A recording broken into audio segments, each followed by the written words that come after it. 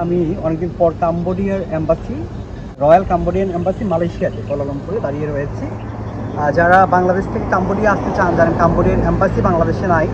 আর আগে আমরা একটা ভিসা করতাম, সেটা হচ্ছে যে কাম্বোডিয়ার অনলাইন ভিসা, ভিসা এটি এখন অনেক ঝামেলা করতেছে। তো এটার যারা আমরা ট্রাভেল করি একটা সহজ উপায় হচ্ছে কাম্বোডিয়া, ভিয়েতনাম, লাওস এই কান্ট্রিগুলোর ভিসা অন্য দেশের এম্বাসি থেকে নিতে পারেন। যেমন হচ্ছে আমরা কাম্বোডিয়ার ভিসা মালয়েশিয়ার এম্বাসি থেকে নিয়ে থাকি। তো এই যে আমি ভিসা নিলাম বিজনেস, এটা সিঙ্গেল এন্ট্রি, যেটা ওখানে গিয়ে মাল্টিপল এন্ট্রিতে কনভার্ট করা যায়।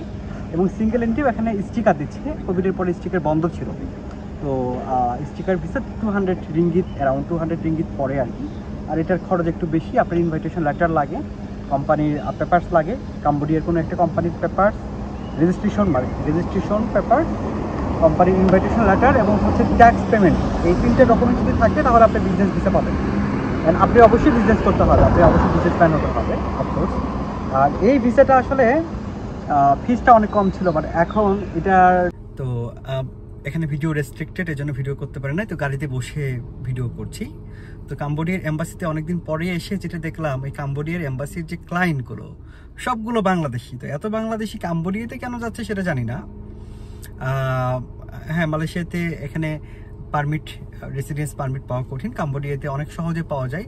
যাদের বিজনেস ভিসা আছে তারা 1 বছরের মাল্টিপল ভিসা নিতে পারেন সেখান থেকে, এই জন্য হয়তো যেতে পারে। বাট কাম্বোডিয়াতে তো আসলে এরকম অপরচুনিটি নাই যে গিয়ে আপনি খুব ভালো বিজনেস করবেন অথবা ভালোভাবে লাইফ লিড করবেন, এই সুযোগটা নাই। তারপরে অনেকের টাকা আছে, রেসিডেন্স পারমিট করতেছে হয়তো, এই জন্য আর কি। আমরা অনেকেই বাংলাদেশ থেকে প্রতিদিন মালয়েশিয়াতে 200-300 জন আসতেছে, মানে ট্যুরিস্ট ভিসায় আর কি। তো তারা তো সবাই ট্যুরিস্ট না, হয়তো বাংলাদেশ থেকে বাইরে কোনো দেশে স্টে করার জন্যই আসতেছে।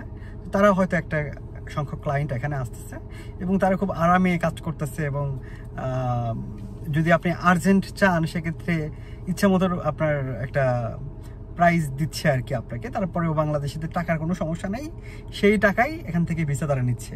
সো আপনি যদি নিতে চান তাহলে আপনাকে ওই পেমেন্ট করেই নিতে হবে, না হলে আপনি নিয়েন না, সমস্যা নেই। সো এই হচ্ছে কাম্বোডিয়ার এম্বাসির বর্তমান পরিস্থিতি। যারা সিঙ্গেল এন্ট্রি ট্যুরিস্ট ভিসা অথবা বিজনেস ভিসা নিয়ে যেতে চান, ভিসা অনলাইনে এখন ঝামেলা হচ্ছে। তো আপনারা মালয়েশিয়া অথবা থাইল্যান্ড থেকে ভিসা নিতে পারেন। আমার মনে হয় থাইল্যান্ড থেকে বেটার হবে, কারণ মালয়েশিয়া থেকে অনেক চাপ। তো সবাই ভালো থাকবেন, সুস্থ থাকবেন। ট্রাভেল সংক্রান্ত যে কোনো তথ্যের জন্য সাথে থাকবেন। আসসালামু আলাইকুম।